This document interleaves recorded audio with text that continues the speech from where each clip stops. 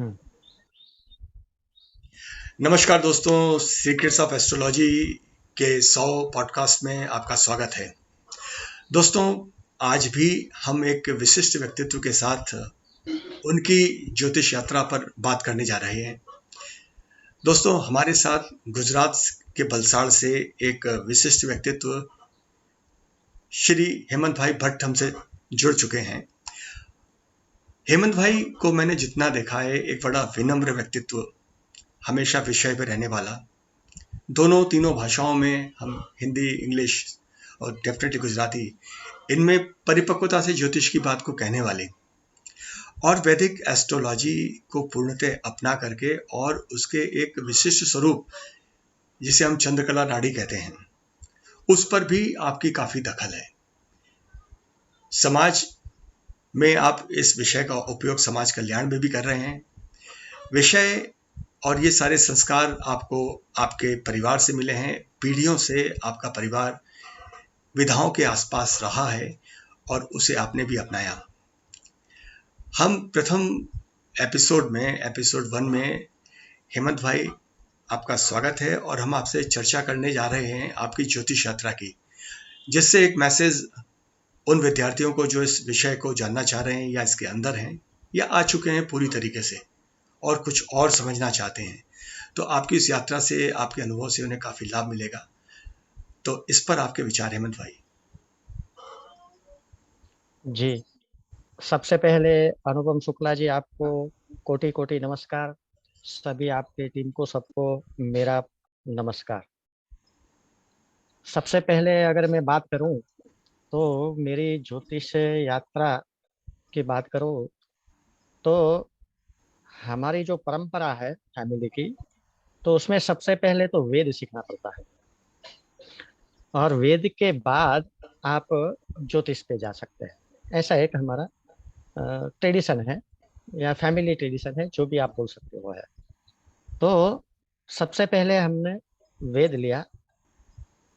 तो वेद मेरे फादर से, मेरे गुरु मेरे फादर से, तो मुझे आज भी याद है। वो ऊपर बैठे थे। वैसे तो मैंने एलएलबी हूँ मैं बाय प्रोफेशन, लेकिन बहुत पहले की बात है, जब मैं छोटा था। तो फिर बड़ा भी हुआ तब भी यही था। मेरे फादर ऊपर बैठे थे, मैं नीचे बैठा था जमीन पे। वो ऊपर बैठे थे खाट पे, मैं जमीन पे बैठा था। हमको मंत्र सीखना है। तो एक बार मेरे मन में जिज्ञासा पैदा हुई कि ये मंत्र का अर्थ क्या है, वेद का मंत्र का अर्थ क्या है, मैंने पूछ लिया एक बार।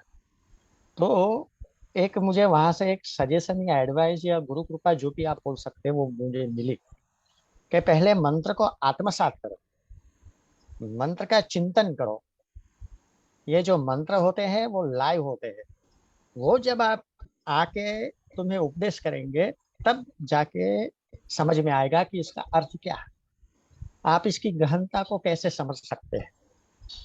तब वो मुझे गुरु कृपा से उपदेश मिला था मेरे फादर से। तभी तो छोटा था, बहुत कुछ समझ में नहीं आ रहा था। लेकिन जैसे जैसे समय बीता और एक विपदा आन पड़ी मुझे, तो वापिस वो जर्नी चालू किया। तब मुझे समझ में आया कि शास्त्र का जो भी मंत्र है, श्लोक है, उसका अर्थ कैसे आत्मसात करना चाहिए, वो कैसे प्रसन्न होके आपको उसका अर्थ समझाते। तो वहां से थिंकिंग प्रोसेस चालू होती है कि आत्मचिंतन करते रहना है, आत्मचिंतन करते रहना है। तो जैसे यहाँ एक बहुत इंपॉर्टेंट बात करता हूँ मैं, जो जहां तक मेरी समझ में है, वह कि भाई, जो वेदों का अर्थ है मंत्रों का, वो समझना है। वैसे ही जो ज्योतिष का और जो भी आपका सब्जेक्ट, उसका अर्थ समझना पड़ेगा श्लोकों का। तो यहाँ वेद के दो पार्ट, एक पार्ट है कर्म और दूसरा है ज्ञान। ज्ञान पाठ है वो वेदांत है, जहाँ उपनिषद है। कर्म पाठ है जो यज्ञ कर्म और ये सब करने के लिए होते हैं। वैसे ही हमारी जो ज्योतिष शास्त्र है, उसमें भी दो पाठ है। एक संकीर्ण पाठ है, यानी कि कॉम्प्लेक्स पार्ट है, जिसे आप थियोरिटिकल पार्ट भी कहते हैं, जहाँ राशि के भाव, गुणधर्म, भाव का फल या प्रोबेबिलिटी, संकलन जो भी आपके हो, योग अध्याय, योग कथन, ये सब संकीर्ण पाठ में आता है। और दूसरा उसके बाद आता है निश्चय पाठ, यानी कि समथिंग टू बी असर्टेन, किसी भी चीज का निश्चय करना, तो कैसे करें। तो इसके लिए भी बहुत सारे हमारे ज्योतिष शास्त्र में आयाम दिए हुए हैं, जैसे कि गोचर अष्टक वर्ग से जो ट्रिगर करेगा ग्रहों को, और फिर वर्षफल है, प्रश्न है, ये बहुत सारे हैं। तो वहां से हमको निकालना है, जो हम फल कथन करते हैं या जो प्रोबेबिलिटी या जो संकलन करते हैं फलादेश के लिए, वो हमको निकालना पड़ेगा। तो इसके लिए आपको दो चीज का ध्यान रखना पड़ता है। ये सब हमारे यहाँ जो रिचुअल ट्रेडिशन है, इससे मार्ग से मैं सीखा कि मेरे पिताजी को मैंने देखा था, किसी को अशुभ नहीं बोलते थे, सभी को सांत्वना देते थे, सभी को कुछ न कुछ शुभ देते थे। तो मेरी भी बड़ी जिज्ञासा होती थी कि भाई ये शुभ कैसे देते हैं, ये शुभत्व कैसे प्राप्त होता है। अशुभत्व तो किसी, शुभत्व अशुभत्व दोनों होते हैं, तो शुभत्व कैसे देते हैं। तो एक बार मैंने पूछा था, बैठे थे हम, तो कि पिताजी आप तो सबको शुभत्व देते हैं, अशुभ कुछ होता ही नहीं है। बहुत बहुत मार्मिक बात बोली थी। आज भी जब भी ये याद आता है तो हृदय आर्द्र हो जाता है, भीग जाता है। उन्होंने बोला था कि भाई ये मनुष्य जो जन्म है, वो कुछ पुण्य के आधार पे मिला है। अगर अशुभत भी बहुत ज्यादा होगा या पाप कर्म भी बहुत होगा, तो आपका जन्म कुछ पशु योनि, कीट योनि ऐसे होता है। अगर शुभत्व होगा तो ये मनुष्य जन्म दुर्लभ है। तो जब भी हम कुंडली देखेंगे तो हमें उसमें से शुभत्व देखना पड़ेगा। शुभत्व का ऑप्शन निकाल के हमारे पास जो आते हैं, तो उसको कुछ न कुछ हमको शुभत्व देना पड़ेगा।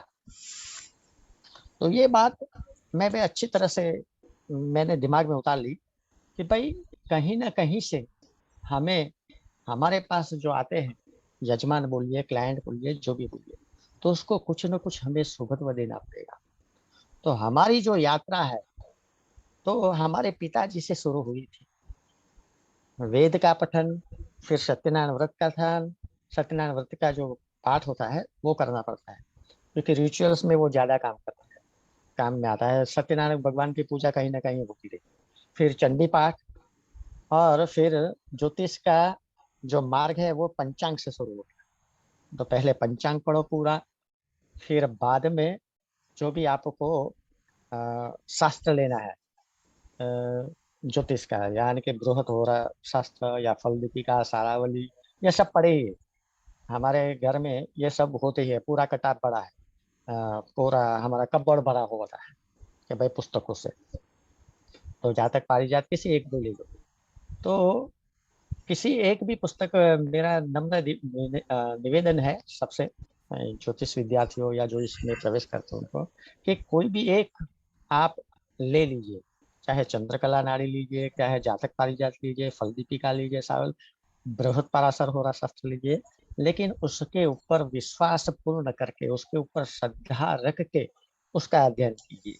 और उसमें दो बात है, एक बात जो मैंने बोली संकीर्ण पाठ, और दूसरी निश्चय पाठ। तो उसमें हमें दोनों को बड़ी सावधानी से कंठस्थ कर लेना चाहिए। कंठस्थ यानी कि बहुत सारे ऐसे प्रिंसिपल है, मेथड्स है, बहुत सारे ऑप्शंस है, जो हमें बहुत बारीकी से याद रखना पड़ेगा, जिसे हम प्रैक्टिकल, जो व्यवहारिक कुंडली देखते हैं, उसका हमें सीधा उपयोग करना है। क्योंकि कुछ न कहीं ना कहीं हमें जो जन्मांग है उसको दशा और गोचर से सिंक्रोनाइज करना पड़ेगा। जब हम करेंगे तब कुछ फल हमारे सामने आएगा, उसको फिर आगे लेके जाना पड़ेगा, उसको हमको 360 डिग्री में घुमाना पड़ेगा, तब जाके हमें थोड़ा बहुत कुछ समझ में आएगा कि क्या इवेंट होने वाला है। पोस्टमार्टम तो इजी है, लेकिन जब हम फल कथन की बात करेंगे तब हमारा निचोड़ काम में आएगा। जो हम बहुत सारे ऑप्शंस लेंगे, बहुत सारी पद्धति या मेथड हमें सामने रखना पड़ेगा, जिसमें से किसको क्या लग जाता है। जो आपके आप जो चार्ट देखते हैं उसमें कौन सा क्या लगेगा, उसको खोजना बड़ा आसान नहीं है, ये बहुत डिफिकल्ट है। ज्योतिष शास्त्र इज द मोस्ट डिफिकल्ट शास्त्र है जीवन में। और दूसरी बात, ये इजी नहीं है। जो आप हर एक कुंडली जो है वो एक कैपेसिटी है, एक बोलते हैं ना कि अलग प्रकार की कैपेसिटी है हर एक कुंडली। तो आपको बहुत सारी चीजों का सिंक्रोनाइज करना पड़ेगा। और पोस्टमार्टम इजी है, लेकिन फ्यूचर कथन जो भविष्य कथन होता है, जिसको हमें मैच करना पड़ेगा, सामने वाले व्यक्ति जो हम कहेंगे उसको कंफर्म करते हैं कि नहीं, ये सब देखना पड़ता है। तो ये फल कथन इजी नहीं। तो मेरा निवेदन सबसे एक ही है कि आप किसी भी एक शास्त्र को ले लीजिए, उसके ऊपर पूर्ण विश्वास कीजिए, उसको पूर्ण पढ़े। उनको अगर कुछ दिक्कत है तो इसके जानकारी आपके जो गुरु है उनसे पूछे, और इसको आगे लेके जाइए। जो भी आपको शास्त्र लेना है, बृहद पाराशर लीजिए, चंद्रकला नाड़ी लीजिए, जातक पारिजात, सारावली, फल दीपिका, कुछ भी लीजिए, तो इसे समझ में आएगा आपको। आप ये भी भृगु संहिता भी लीजिए, भृगु नाड़ी भी ले लीजिए, कुछ भी लीजिए। अभी मैंने एक संकलन किया है, ये चंद्रकला नाड़ी, भृगु संहिता, भृगु नाड़ी, सप्तऋषि नाड़ी, फिर भृगु की सूर्य कुंडली है वो, ये सब का मैंने थोड़ा थोड़ा अंश लेके एक पुस्तक तैयार किया है। वो अभी अपना सागर पब्लिकेशन दिल्ली, वहाँ भी प्रसिद्ध होने जा रहा है। इस साल में शायद होगा। मेरी लास्ट बात हुई थी तो ऐसा बोला था कि भाई इस साल शायद हो जाए। तो उसमें बहुत सारे ऐसे है मेथड है या पद्धति है या जो भी आप बोले प्रोबेबिलिटी है, कि जो हमें ध्यान में रखना है, ताकि हमारा जो फल कथन है, फ्यूचर जो हम देते हैं किसी को फल कथन है, वो हम अच्छी तरह से दे। हमारी कोशिश है, हम ब्रह्मा नहीं है, विधाता कोई नहीं है, लेकिन हम इतना तो कर सके कि कुछ शुभत्व दे। हमारे पास जो आता है वो उसको कुछ शुभत्व दे। तो ये शुभत्व की बात है। और मैंने जैसा बोला कि भाई आपको फ्यूचर कथन के लिए, प्रिडिक्शंस के लिए मेथड भी चाहिए और ऑप्शंस भी चाहिए। ये दोनों रखना पड़ेगा। मेथड से ज्यादा होगी तो बहुत बढ़िया, ऑप्शंस भी ज्यादा होगी तो बहुत बढ़िया। जैसे एक एग्जांपल देता हूँ मैं आप सबको, सबके लिए है कि भाई हमें पता है कि गुरु के गोचर से हम देख सकते हैं टू फैक्टर से, कि भाई गुरु का गोचर में होगा और सातवें भाव और सातवें मालिक से, मालिक पे दृष्टि करेगा, या सातवें का मालिक नवमास में जहाँ बैठा है वहां दृष्टि करेगा उसके ऊपर, या त्रिकोण में से जाएगा, तो शादी हो सकती है। ये एक मेथड हो गई कि भाई गुरु तंत्र की एक मेथड हुई टू फैक्टर की। तो इसके हम ऑप्शंस हमारे पास होने चाहिए कि भाई यही ऑप्शंस हम लग्न से देखे, चंद्र से देखे, शुक्र से देखे, तो 7P से यानी कि विवाह के पद से देखे, आरूढ़ से 7 से देखे, कारकांश से देखे। ऐसे बहुत सारे ऑप्शंस हमें रखने पड़ेंगे साथ। तो जब एक मेथड है तो साथ में आपको ऑप्शंस भी रखने पड़ेंगे, तब जाके हम बोल सकते हैं कि भाई कहाँ से हम इसको सुबह देंगे। हम ऐसे बोलने के शादी नहीं होगी, ये नहीं, ऐसा नहीं। ऑप्शंस हम देंगे तो हम उसको बोल सकते हैं कि हाँ भाई यहाँ सुबत्व पड़ा है। अगर अशुभत्व भी है तो हमें देखना पड़ेगा कि अशुभत्व के लिए क्या कर सकते हैं। तो ये जो मेथड है और ये जो ऑप्शंस है, ये हमें साथ लेके लेके चलना पड़ेगा। और यहाँ आपको एक अच्छी तरह से सिंक्रोनाइज भी करेगा दशा और इस गोचर को, अष्टक वर्ग को। तो अष्टक वर्ग और गोचर ये निश्चय निश्चय पाठ है, और दशा थोड़ा सा संकीर्ण पाठ का बिगिनिंग है। तो दशा भी बहुत सारी है, बहुत सारी दशा है। कौन सी दशा लेना है, तो कम से कम मैं मानता हूँ कि 2-3 दशा लेनी चाहिए, जैसे कि विश्वोत्तरी या चौर दशा या कालचक्र दशा, कुछ भी आप ले सकते हैं। आप अपने हिसाब से उसको यूटिलाइज कर सकते हैं। तो इस प्रकार से मेरी जो जर्नी हुई वो मेरे पिताश्री से आरंभ हुई और अभी भी चल रही है, because I believe that astrology is a perpetual learning process. इसका कोई अंत नहीं। हमें सीखते ही रहना पड़ेगा, सीखते ही रहना पड़ेगा। आज उठाते हैं कुछ अलग लगेगा, कल उठाता हूँ कुछ अलग लगेगा। अरे ये तो हमने पढ़ा ही नहीं था, याद भी नहीं रहता है कि ये चंद्रकला नाड़ी का श्लोक है। अभी आज की ही बात करूँ, आज की ही बात करूँ। जब सुबह फोन आया था आपका, तो मैं वही लेके बैठा था। मैं कालचक्र दशा के लिए मैं ढूंढ रहा था, तो देह जीव राशि के लिए। तो एक एक श्लोक ध्यान में आ गया। श्लोक नंबर 421, बुक नंबर 2 है चंद्रकला नाड़ी का। हम्म। तो चंद्र अष्टक वर्ग में है वो। ये चंद्र श्लोक अष्टक वर्ग से श्लोक का नंबर क्या बताया था आपने, कौन से नंबर का श्लोक है? Book number 2, shloka number 421।